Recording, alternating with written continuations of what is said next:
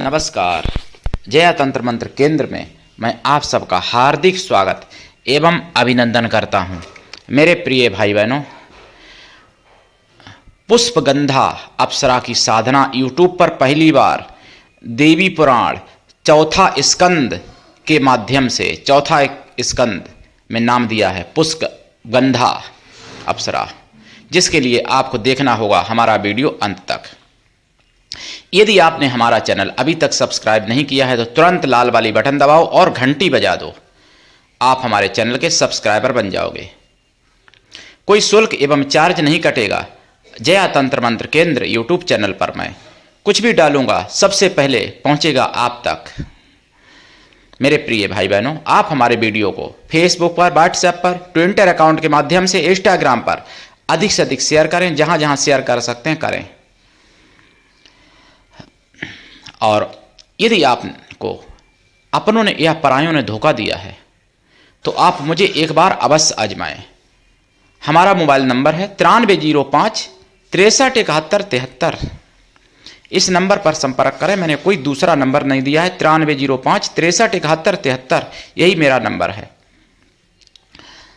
मैं राष्ट्रीय अध्यक्ष कृष्णा दल आप सबसे निवेदन करता हूं, यदि आप मानवतावादी हैं अथवा आप सनातनी हैं तो मुझसे जरूर जुड़ें। अगर आप में योग्यता हुई तो मैं आपको पदाधिकारी भी बनाऊंगा अपने संगठन में। ये कृष्णा दल हमारा आपका सबका परिवार है, एक संगठन है जो हमेशा सनातन के उद्धार के लिए, सनातन की उन्नति के लिए तत्पर है। आप देश विदेश में, विश्व के किसी भी कोने में रहते हैं, किसी भी जाति धर्म से हैं, कोई दिक्कत नहीं। आप हमारे दिए हुए ज्ञान से भरपूर लाभ उठा सकते हैं। मेरे प्रिय भाई बहनों, पुष्पगंधा अप्सरा साधना मैं बताऊंगा। उससे पहले मैं परिचय बता दूं। जब इंद्र भगवान नर नारायण की तपस्या से घबरा जाते हैं, देवी पुराण चौथा स्कंद में वर्णन है, तब वो 16,050 अप्सराओं को भेजते हैं कामदेव और बसंत के साथ में। तो उन्हीं 16,050 अप्सराओं में से एक पुष्पगंधा अप्सरा भी थी। उन्हीं पुष्पगंधा अप्सरा की साधना पद्धति तो नष्ट हो गई, पूजा पद्धति मुगलिया शासन में, लेकिन मैं उनकी साधना पद्धति आज आपको बताने जा रहा हूं। पुष्पगंधा अप्सरा साधना पहली बार आप नाम सुन रहे होंगे। पूरे यूट्यूब पर खंगाल लेना, यह साधना कहीं नहीं मिलेगी। मिल जाए तो कमेंट करके बताना। मेरी कॉपी कोई करे, मेरे बाद कोई डाले, मैं कभी मना नहीं करता, लेकिन अभी तक पूरे यूट्यूब पर कहीं नहीं पुष्पगंधा अप्सरा है। अगर कहीं है तो उनसे परिचय पूछना, कहाँ से मिली उनको ये भी बता दूं। मंत्र पूछना, मंत्र कहाँ से मिला, अभी तक पूरे यूट्यूब पर कहीं नहीं है। मेरे प्रिय भाई बहनों, ये पुष्पगंधा अप्सरा साधना मैं बताने जा रहा हूं। जिन्होंने नारायण भगवान से प्रार्थना की थी, बाद में पहले तो डिगाने आई तपस्या से, बाद में फिर 16,050 अप्सराएं, और कहीं वैसे तो 16,100 अप्सराएं थी, लेकिन देवी पुराण में 16,050 अप्सराओं का वर्णन है। तो जो 16,100 अप्सराएं थी वो डिगाने आई, बाद में खुद ही न्यौछावर हो गई नारायण के ऊपर और जाने को तैयार नहीं थी स्वर्गलोक में, और बोली कि मुझे पत्नी बना लो अपनी, सारी की सारी अप्सराएं। तब बाद में वरदान दिया था कृष्ण भगवान के रूप में, मैं आऊंगा तब मैं आपको पत्नी रूप में स्वीकार करूंगा। तो उन्हीं में से पुष्पगंधा अप्सरा जो थी, उनकी ये साधना है। इनमें सबसे उत्तम पुष्पों की गंध आती है, और जो इनकी साधना करता है वो भी इनके गुणों से ओतप्रोत हो जाता है। पुष्पगंधा अप्सरा की साधना से शरीर में सुगंध प्रभावित होती है, यह सत्य है।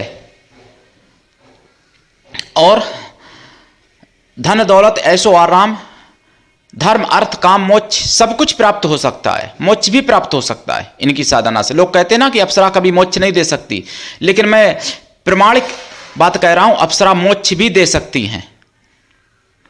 सारी अप्सराएं नहीं मोक्ष दे सकती, पुष्पगंधा अप्सरा मोक्ष भी दे सकती हैं। तो दुनिया के सारे सुख बहुत ही तुच्छ बात है प्राप्त कर लेना। इनकी साधना करके सब कुछ प्राप्त कर सकते हो आप। हाइट बढ़ाने के लिए लोग कहते हैं, हाइट भी बढ़ा सकती हैं ये, सुंदर भी बना सकती हैं, चिर यौवन भी बना सकती हैं, मतलब बुढ़ापा ना आए, काले व्यक्ति को गोरा भी बना सकती हैं। ये सब बहुत छोटी छोटी चीजें हैं इनके लिए। ये पुष्पगंधा अप्सराएं, कभी आपने नाम नहीं सुना होगा।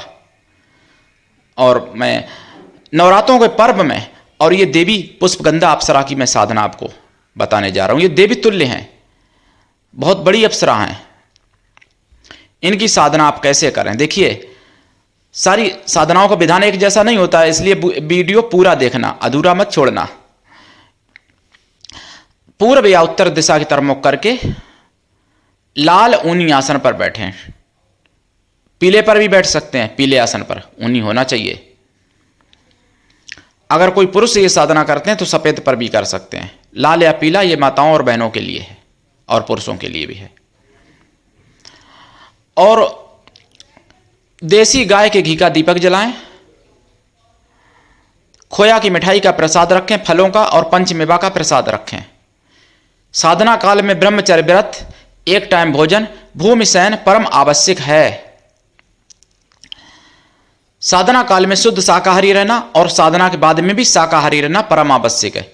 इस साधना में नारायण भगवान की भी पूजा करनी चाहिए आपको, विष्णु भगवान की करनी चाहिए या नर नारायण की करनी चाहिए, या विष्णु के किसी भी रूप की पूजा इसमें करनी चाहिए। वैसे नारायण सबसे मुख्य हैं इस साधना में, और इंद्र की भी पूजा करो, कोई दिक्कत नहीं, लेकिन नर नारायण की भी करनी चाहिए। दूसरी बात, पुष्पों की ढेरी पर इनका यंत्र रखा जाता है और अपने आसन के नीचे भी कुछ पुष्प रखे जाते हैं। कुछ पुष्पों की एक माला भी धारण करनी चाहिए और एक माला इनके लिए आपको रखनी चाहिए, बल्कि 2 मालाएं रखनी चाहिए कायदा में।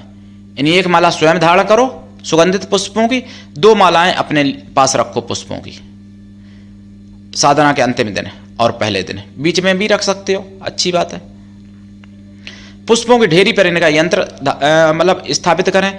लाल चंदन या रुद्राक्ष या लाल हकीक या स्फटिक या मोती की माला से इनका जाप स्वभाव लाभ करें।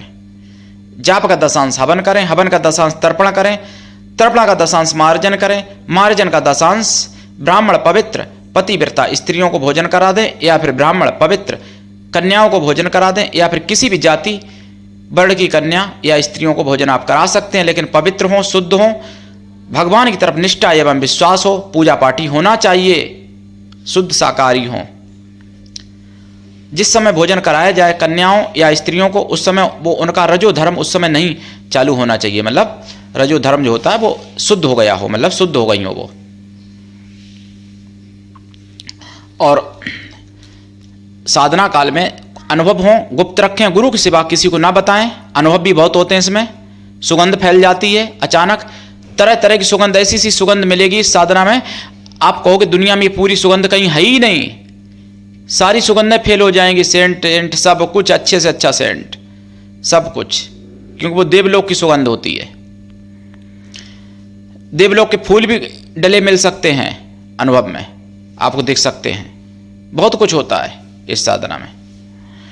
तो दीक्षा लेके ये साधना करें, बिना दीक्षा के किसी भी प्रकार की कभी कोई साधना सफल नहीं होती है। और सनातन धर्म ही एक धर्म है, और तो सब मजहब हैं, और तो सब ईंच तान करके लूट मार करके अपने मजहबों में शामिल किया जाता है, लेकिन सनातन धर्म एक ऐसा धर्म है जो वसुदेव कुटुंबकम की बात करता है। सनातन धर्म एक ऐसा है जो नारियों की पूजा करता है, और धर्मों में तो नारी को पैर की जूती बताया जाता है, पैर की जूती समझा जाता है, भोग की वस्तु बताया जाता है, संतान उत्पत्ति करने की मशीन बताया जाता है।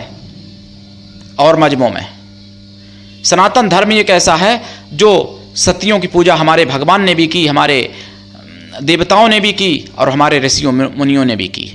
और माताओं का तो चढ़ामृत लिया जाता, पैर धो के पीते थे पुत्र माता के और बहन के अपनी। कुछ हमारे जैसे लोग हैं आज भी पीते हैं पैर धो के माता बहन के। मेरे प्रिय भाई बहनों, ये अप्सरा आपने पहली बार सुनी होगी, कभी नहीं सुनी होगी, और इसकी साधना करें, बहुत ही जल्दी प्रसन्न होती है ये पुष्पगंधा अप्सरा।